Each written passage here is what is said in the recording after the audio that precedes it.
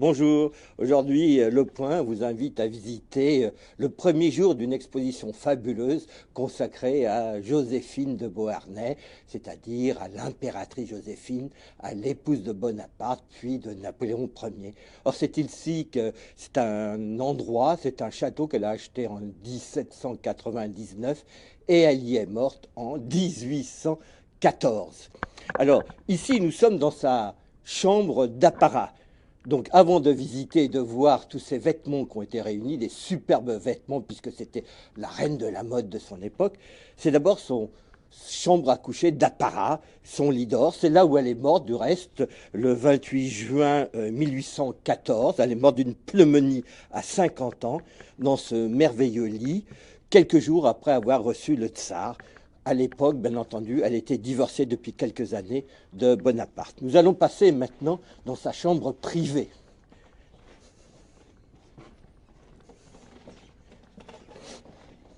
Voici une chambre privée, un peu plus simple. Je vous rappelle, c'est la chambre privée de Joséphine de Beauharnais au château de la Malmaison, le château de Malmaison. Donc c'était un endroit beaucoup plus simple où elle recevait des amis intimes, sa fille Hortense, et sans doute là aussi où elle devait s'habiller. Et nous allons voir l'endroit, toute une pièce où elle rangeait ses affaires. On appelle ça la salle des atours, qui est juste au-dessus. Elle n'y allait jamais. C'était simplement sa dame des atours qui allait chercher les vêtements qu'elle désirait et qui lui descendaient. Donc ensuite, on va passer dans son salon, dans son salon, non, dans sa salle où elle se maquillait. Voilà. Donc je vous rappelle que nous sommes au château de Malmaison pour visiter l'exposition consacrée à Joséphine de Beauharnais et à ses vêtements. Voici un petit bureau ou plutôt un endroit où elle se maquillait. C'était assez simple, c'est assez petit. Et nous allons passer maintenant dans une sorte de boudoir où elle devait recevoir des amis intimes. Bon, il a un peu été refait depuis cette époque. Elle avait un escalier qui descendait jusqu'en bas, auparavant.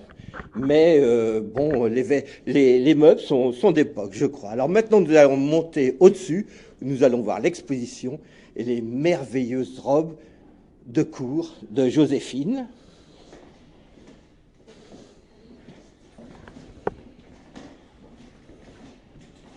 Du reste, on va la voir, là. La voici l'impératrice. Elle était très belle. Elle avait épousé Napoléon, c'est Barras, dont elle était amoureuse, qui lui avait refilé un peu Bonaparte, un jeune général plein d'espoir. Elle était très belle, elle faisait partie un peu ce qu'on appelait de ces merveilleuses. Après la terreur, tout d'un coup, c'était la reprise de la vie, on pouvait s'éclater.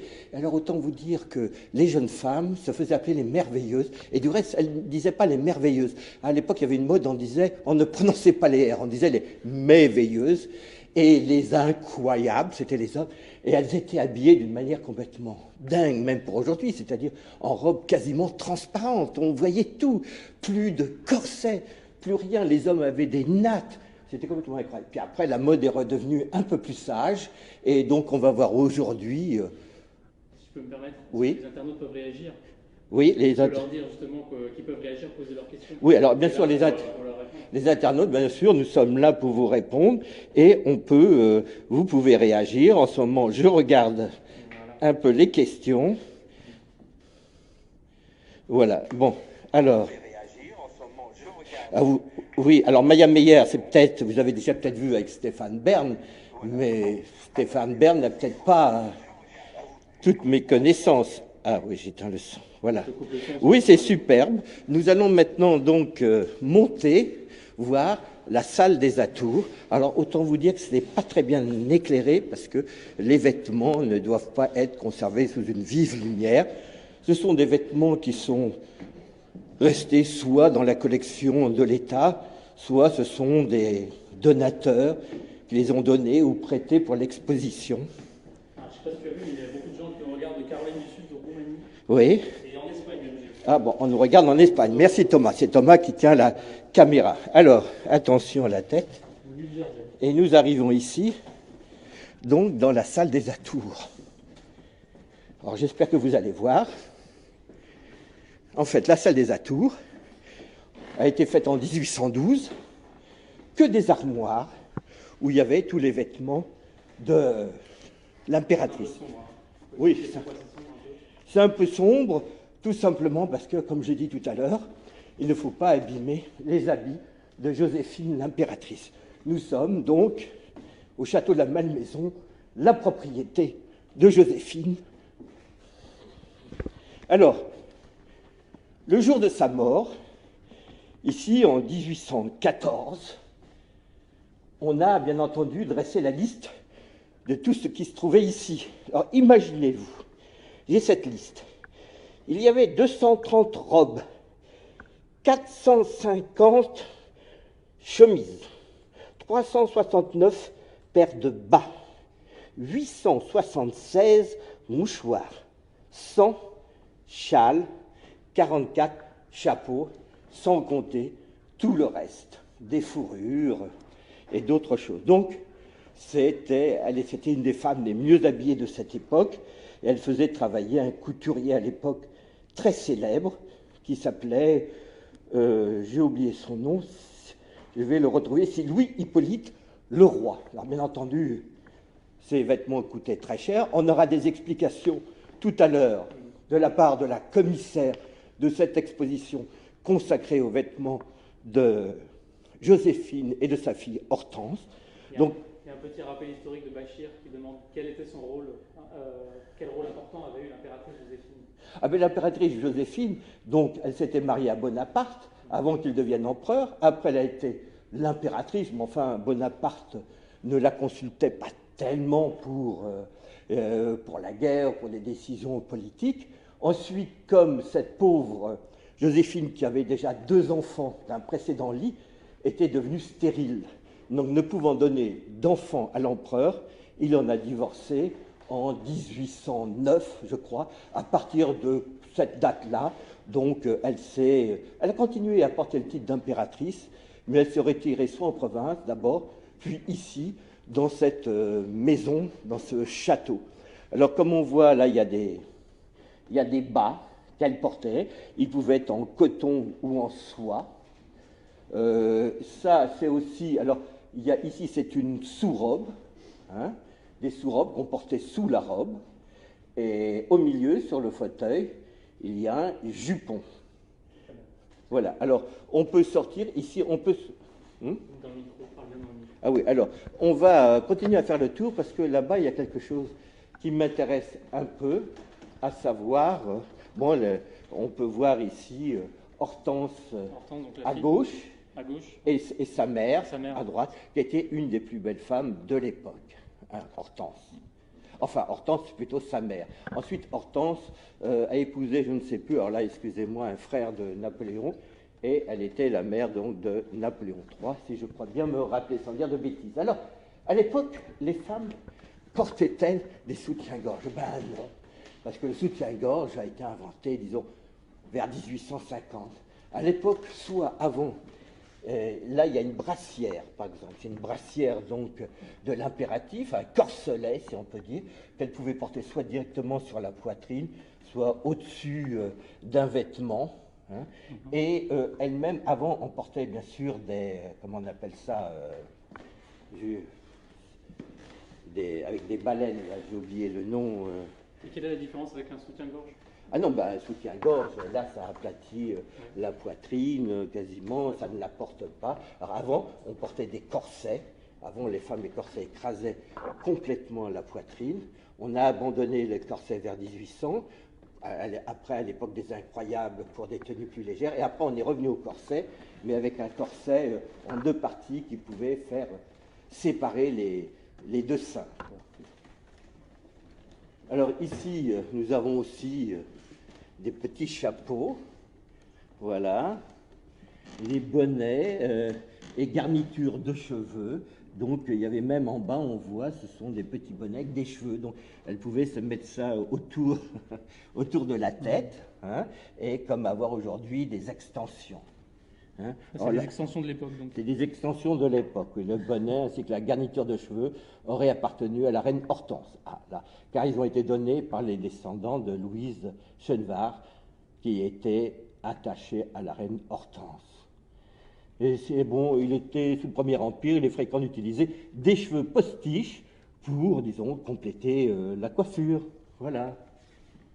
Alors il y a quelques internautes qui nous redisent que c'est sombre, mais c'est normal. Je Oui. le répète parce que les gens n'étaient pas là au début de la vidéo. Oui, alors nous sommes ici au château de Malmaison pour voir l'exposition consacrée aux vêtements et de Hortense et de sa mère Joséphine. Malheureusement, il faut que ces vêtements soient conservés un peu à l'abri de la lumière. Ils ont déjà 2 siècles. Donc on va essayer d'aller à côté où ça va être un peu plus clair, où là on va voir vraiment les robes et les robes de cour. Alors, un petit couloir, un peu plus éclairé. Alors, ce que je voulais dire, c'est que la reine, l'impératrice plutôt, ne venait jamais dans la salle des atours. C'était donc ses servantes ou la dame des atours. Mais en fait, si, elle y venait 2 fois par an pour faire ce qu'on disait la réforme. 2 fois par an, elle jetait ou elle donnait une grande partie de ses vêtements pour pouvoir les renouveler. Donc c'est elle qui venait là, il y avait une table au milieu, tous les vêtements étaient sortis, et elle choisissait les vêtements qu'elle conservait et les vêtements qu'elle donnait à d'autres, de façon à pouvoir en acheter d'autres. On dit qu'elle achetait quasiment une robe par jour. Et du reste, après qu'elle soit séparée de Napoléon, celui-ci continuait à lui donner chaque année des millions et des millions pour se vêtir. Alors ici, nous avons donc une robe qui s'appelle la robe à pois doré. C'est en mousseline. À l'époque, on faisait beaucoup de robes en mousseline blanche, lame dorée, fond de robe moderne. Donc on a dû refaire le fond de robe. Vous voyez, c'est donc brodé d'une manière très fine. Je ne sais pas quel est le couturier qui a fait cette robe, mais c'est peut-être justement cet Hippolyte Leroy qui était très intéressé du reste financièrement et qui voulait absolument vendre ses robes à toute la cour, ce que Napoléon le détestait, bien entendu. Il lui faisait dépenser beaucoup d'argent. Alors là, nous allons voir maintenant une robe de cour. Alors à l'époque, à la robe de cour, il y avait des caractéristiques à respecter très précises. Bon, et vous voyez, toi, une traîne, là, vous voyez une super traîne. Et donc là, c'est un manteau de cour, une traîne, je ne sais pas, de 3-4 mètres qui va sur le sol. Alors si je peux lire, c'est en tulle de soie blanc brodé de lames dorées. Voilà, bon, inutile de vous dire que aujourd'hui, personne... Black May qui demande comment expliquer une mère impératrice et une fille reine. Ah oui, parce que c'est très simple. Un peu historique.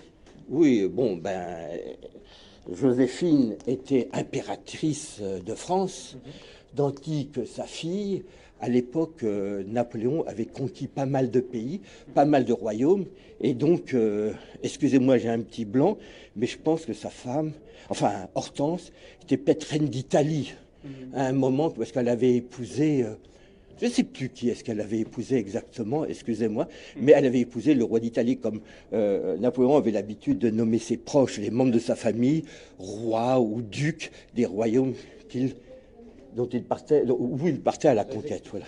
Donc voilà, alors là maintenant c'est un autre manteau de cour, vous pouvez admirer, celui-là il est rouge. Pas si vous arrivez à lire, velours, don de soie rouge, broderie, voilà. À la 3e, alors là c'est encore un autre manteau, une autre robe de cour. Autant vous dire qu'elle devait passer, Joséphine, des heures à les essayer, à choisir le tissu. Et bon, je ne sais pas quel était le prix équivalent à aujourd'hui. Ça chiffrerait sans doute en dizaines de milliers d'euros. Et tu sais pourquoi il devait y avoir une telle longueur? C'est une raison ou pas? Alors non, on va demander quand on va rencontrer Céline Meunier qui sert de commissaire à l'exposition. Ça va être une des questions. Voilà, la commissaire d'exposition. Voilà. Bon. Alors, elle est prête. Mais si on peut voir, une fois qu'elle est terminée, je demande d'avoir Céline Meunier on va lui poser quelques questions. Voilà. Alors, les manteaux, il y avait aussi des manteaux de cour. Donc c'est ceux-là, les robes sont faites, les manteaux aussi. D'accord, elles sont là. C'est aussi des manteaux. Bon, là, je suis un peu perdu, mais c'est des beaux. Oui, on va passer à la suite. La suite. Alors, c'est encore un peu plus sombre, et désolé. Je ne sais pas si vous voyez un peu. Celle-ci s'arrive d'une robe de cour toujours à traîne. Hein. Elle est toujours en tulle de soie brodée de lame. Je vous rappelle que nous sommes en train de visiter une exposition consacrée aux vêtements de Joséphine de Beauharnais. Une exposition qui est organisée au château de Malmaison. Voilà, juste en région parisienne. Château de Malmaison qui lui appartenait, qu'elle avait acheté avec Bonaparte, du reste, avant qu'il ne soit nommé empereur. À l'époque, il devait être consul.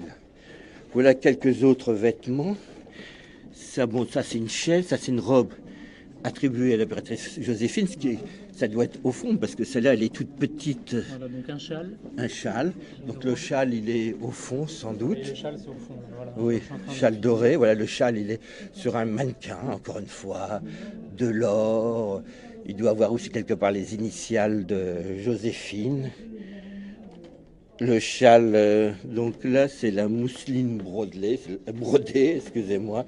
Donc tout ça, c'est un travail phénoménal, super. La broderie de perles, donc vous voyez, il y a des perles sur le... Oui. Et je vous invite bien sûr à venir par vous-même découvrir cette fabuleuse exposition, surtout toutes les personnes qui sont mordues de mode. Ça pourra vous donner des idées. Là, on voit du reste que les robes, la taille était marquée sous la poitrine, ce qui tenait un peu la poitrine, faute de soutien-gorge. Et à l'époque, elle n'avait pas elle portait pas de corset, elle n'aimait pas les corsets. Bon. Oui. Là, on voit encore une guimpe. Je crois que, je sais pas, on va demander à la dame.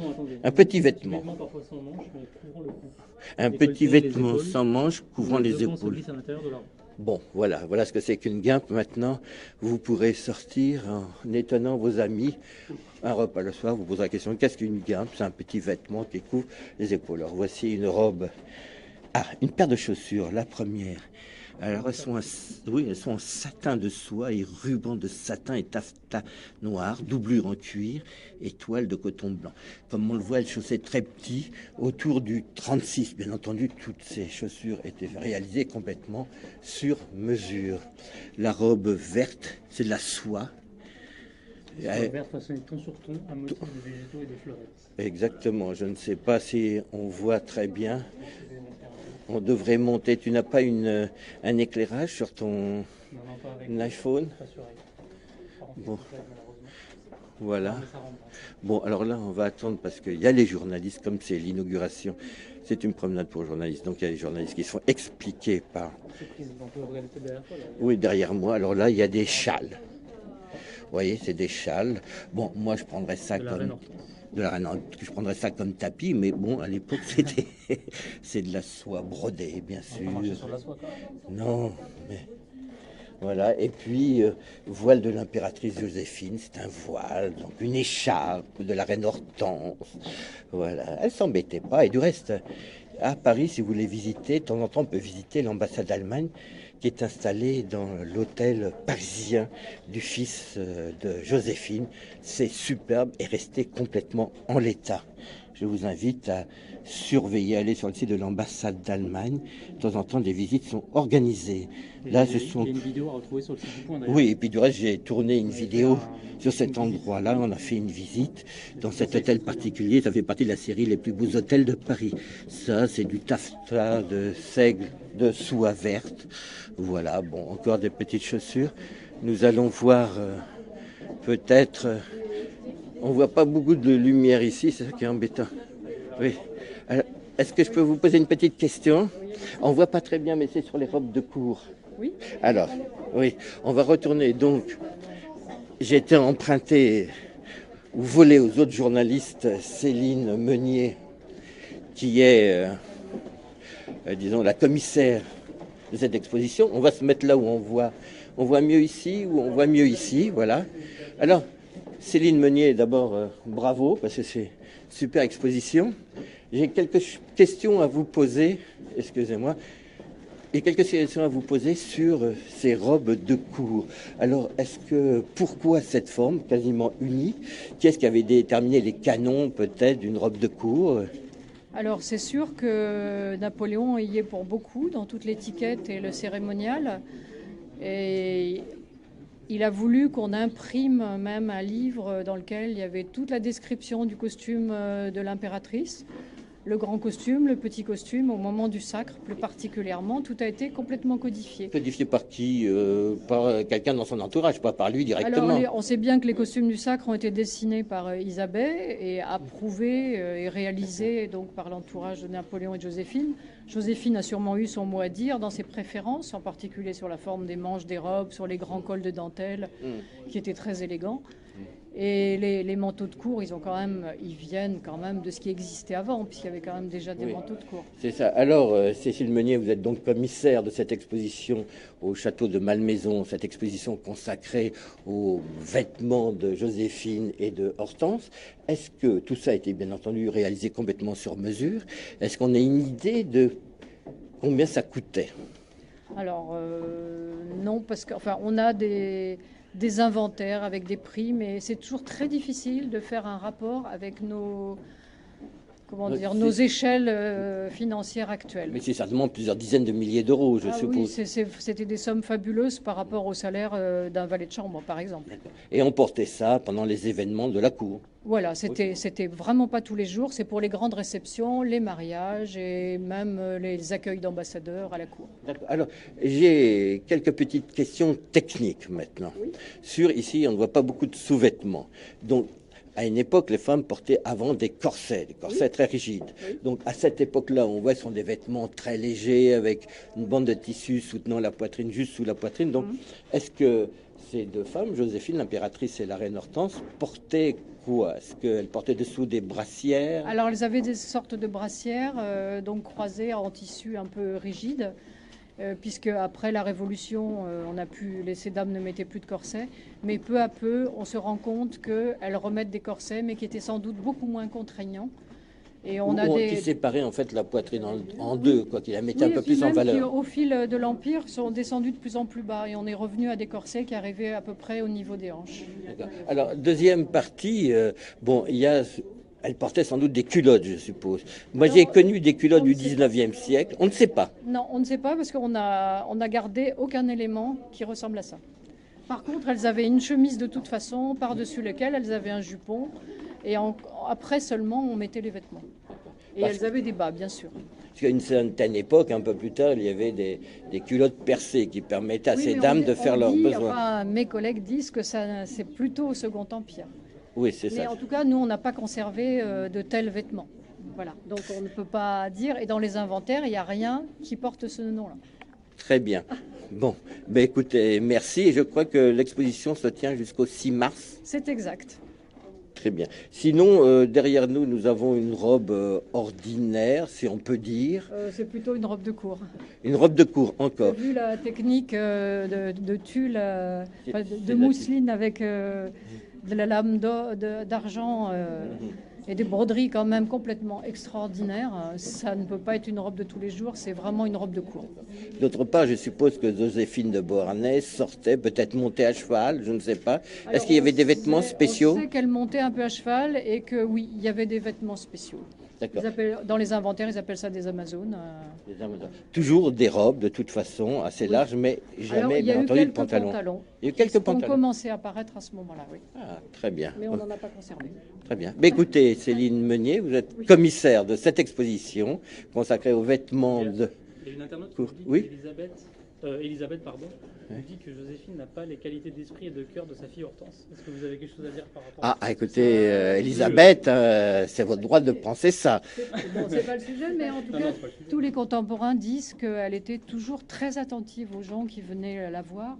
Elle était toujours prête à aider, à essayer d'apporter quelque chose à toutes les sollicitations.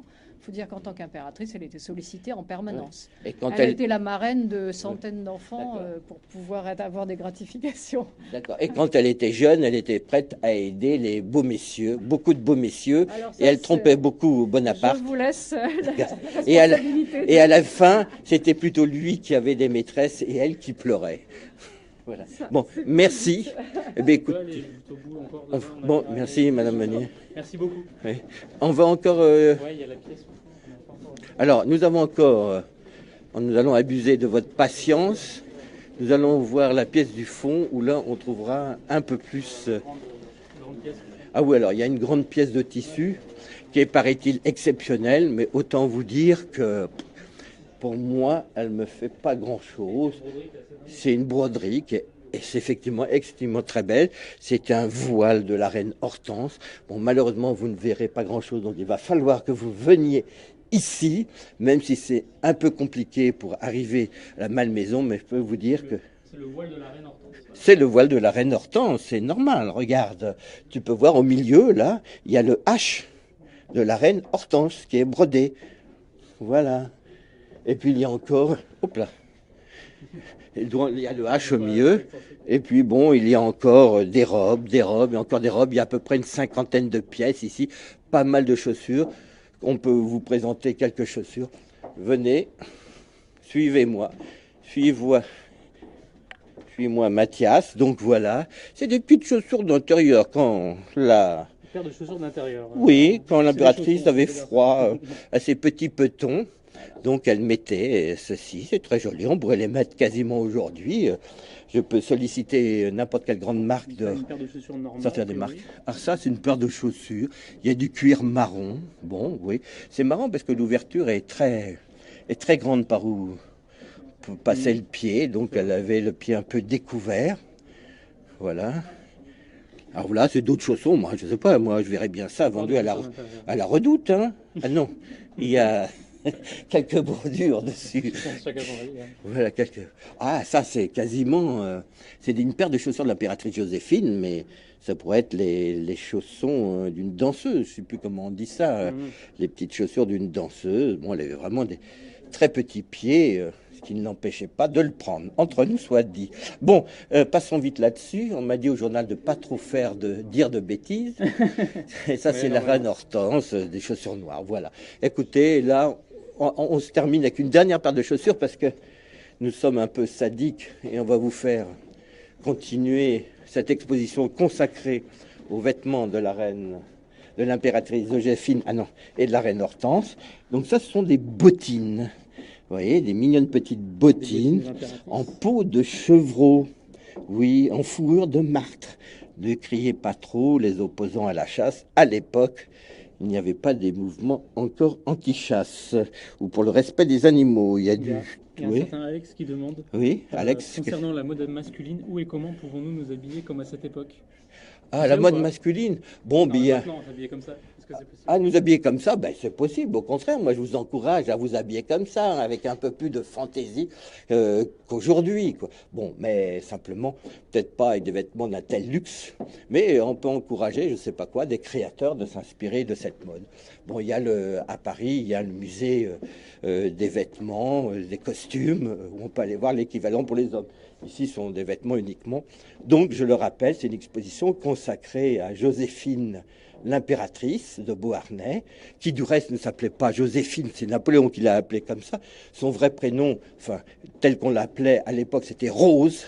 Mais comme tous ses amants l'appelaient Rose, Napoléon a décidé de changer de prénom. Joséphine, au moins, ce nom n'avait pas été prononcé par d'autres bouches masculines. Voilà, écoutez, je vous remercie beaucoup et à bientôt. Nous, de temps à autre, nous irons donc faire des expositions avant tout le monde ou à l'époque de l'inauguration. Voilà, merci, à bientôt. Et parfois avec plus de lumière. Eh oui, la prochaine fois, il y aura beaucoup plus de lumière. Voilà, merci, au revoir.